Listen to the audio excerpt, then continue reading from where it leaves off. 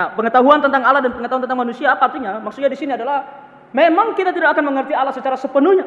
Tetapi apa yang dituliskan dalam Alkitab itu penting untuk kita tahu mengenai Dia dan mengenai diri kita sendiri. Dan dalam aplikasinya supaya kita mampu untuk tahu apa yang harus kita lakukan. Makanya orang Kristen tidak bisa sebenarnya mengatakan dirinya Kristen tanpa kerinduan untuk belajar Alkitab. Bagaimana kita bilang aku mengasihi Tuhan? Sementara kata mengasihi Tuhan saja kita tidak mengerti. Apa sebenarnya artinya mengasihi Tuhan? Apakah itu hanya sebuah perasaan yang abstrak yang kita tidak bisa sebutkan dengan kata-kata? Dan ketika kita pun bilang aku orang Kristen, apa sebenarnya artinya aku orang Kristen?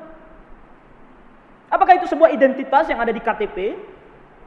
Apakah aku orang Kristen karena aku sudah lahir di keluarga Kristen?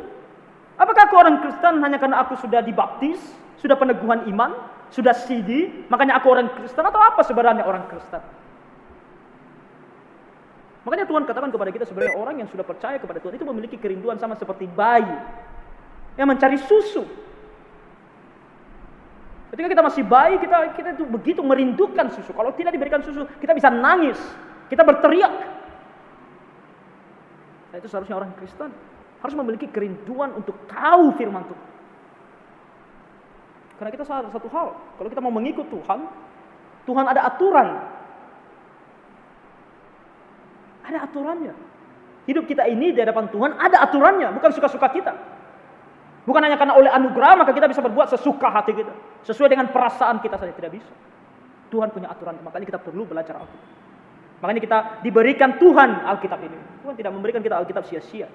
Kalau Tuhan hanya mau kita tahu tentang Injil saja, lalu kenapa Tuhan harus tuliskan Kejadian sampai Wahyu kan? Kenapa enggak kitab Yohanes saja, Injil Yohanes kan? Sudah cukup untuk kita mengerti tentang Injil, tentang keselamatan dalam Tuhan Yesus. Kenapa harus ada cerita-cerita seperti Abraham, Nuh, Ayub, nabi-nabi, Israel, gereja mula-mula, bahkan sampai kepada akhir zaman? Kenapa semua ini harus ada? Tentu karena Tuhan mau kita pelajari, karena Tuhan mau kita tahu, dan itu akan memimpin hidup kita. Bagaimana kita hidup. Makanya sangat penting orang Kristen belajar Alkitab.